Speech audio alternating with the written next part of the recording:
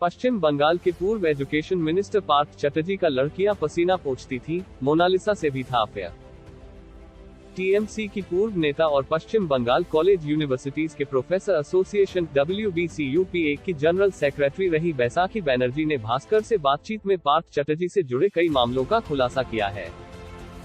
उन्होंने कहा कि पार्थ के साथ 4-5 लड़कियां रहती थीं, जो उनका पसीना तक पोंछती थीं। पार्थ ममता बनर्जी से भी खुश नहीं थे, क्योंकि वे अपने सगे यानी अभिषेक बनर्जी को ज्यादा तवज्जो देने लगी थी। पढ़िए और देखिए बैसाखी का ये इंटरव्यू। यदि 50 करोड़ पार्थ के नहीं है तो जिसके हैं, उसका वो नाम क्यों नहीं बता रहे। कभी पार्थ चटर्जी की बेहद करीबी कही जाने वाले बैसाखी का कहना है, मैं पार्थ चटर्जी को 2016 से जानती हूँ। उनके बार बार जिद करने पर ही WBCUPA की जनरल सेक्रेटरी बनी थी।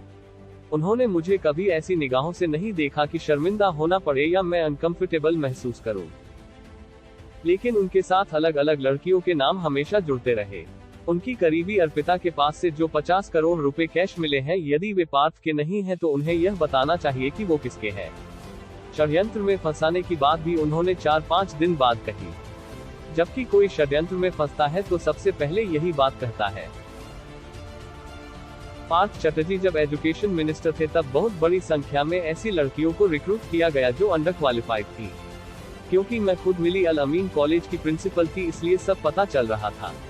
उन्होंने मंत्री होते हुए भी करप्शन रोकने की कोई कोशिश क्यों नहीं की। मोनालिसा पार्थ की गर्लफ्रेंड थी, मेरे पास इसके सबूत हैं। बैसाखी के मुताबिक सिर्फ अर्पिता ही पार्थ की करीबी नहीं है, बल्कि आसनसोल की मोनालिसा दास भी उनकी गर्लफ्रेंड रही है। मोनालिसा जिस कॉलेज में असिस्टेंट प्रोफेसर थी, वहां के वाइस चांसलर की वाइफ ने मुझे मोनालिसा की शिकायत की थी। उन्होंने कहा था कि पार्थ चटर्जी की गर्लफ्रेंड मोनालिसा का मेरे हस्बैंड के साथ अफेयर चल रहा है। मेरा घर बर्बाद हो रहा है। आप उन्हें जानती हैं, कुछ कीजिए।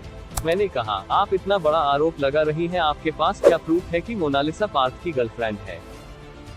इस पर उन्होंने मुझे पार्थ और मोनालिसा के बीच की कुछ चैट भेजी थी, जिनसे साफ था कि दोनों काफी नजदीकी है। यह चैट मेरे पास अब भी है, लेकिन क्योंकि यह उनका निजी मामला है, इसलिए मैं किसी से शेयर नहीं करूंगी। मोनालिसा के बांग्लादेश में काफी रिलेशन है। बांग्लादेश के एक बड़े पोएट की भी वो काफी करीबी है। जिस तरह से उनकी ग्रोथ हुई, उससे हर कोई हैरान था। यहाँ तक टीएमसी के लोकल विधायक ने भी मुझे कहा था कि यह लेडी बहुत तेजी से आगे जा रही है, लेकिन उसके ऊपर पार्थ चटर्जी का हाथ था, इसलिए कोई कुछ कर नहीं सकता था। सीएम को शिकायत की तो उन्होंने पार्थ को ही लेटर भेज दिया। उस महिला की शिकायत लेकर मैं पार्थ चटर्जी के पास गई तो उन्होंने मुझे नजरअंदाज करते हुए कहा कि मैं टीएमसी में नंबर 2 हूँ, मेरा कोई कुछ नहीं कर सकता। इसके बाद उस महिला ने यह पूरा मामला लिखकर सीएम ममता बनर्जी के पास भेज दिया। सीएम ने वो लेटर तत्कालीन एजुकेशन मिनिस्टर यानी पार्थ चटर्जी को ही भेज दिया। पार्थ ने शिकायत करने वाली महिला को बुलाकर उसकी बात सुनी और उससे कहा कि आप घर जाओ, सब ठीक हो जाएगा। लेकिन अगले दिन उन्होंने उसके पति को बुलाकर कहा कि तुम्हारी पत्नी को समझाओ, वो सीएम तक पहुंच गई है। यदि वो चुप नहीं हो रही तो उसे पागल करार दे दो। जब उस महिला ने ये बातें मुझे बताई तो मैं सुनकर हैरान रह गई। पार्थ चटर्जी के 2 चेहरे हैं, एक जो मेरे सामने था और दूसरा जो बाकी लोगों के जरिए मुझे पता चल रहा था। बाद में उस महिला को नौकरी से हटा दिया गया। वो गवर्नमेंट के ही एक कॉलेज में काउंसलर के पद पर नौकरी कर रही थी। फिर उसने लड़ाई भी नहीं की, क्योंकि लड़ती भी तो किसके भरोसे आगे बढ़ती। सीएम के पास जाने से भी कुछ मदद नहीं मिल पाई थी। अर्पिता सी ग्रेड एक्ट्रेस नाम तक नहीं जानते। बैसाखी ने कहा, मैं पार्थ चटर्जी के खिलाफ कई बार प्रोटेस्ट कर चुकी थी, इसलिए मेरा ट्रांसफर कर दिया गया। ट्रांसफर होते ही मैंने रिजाइन कर दिया, जबकि मेरी 22 साल की नौकरी बाकी थी।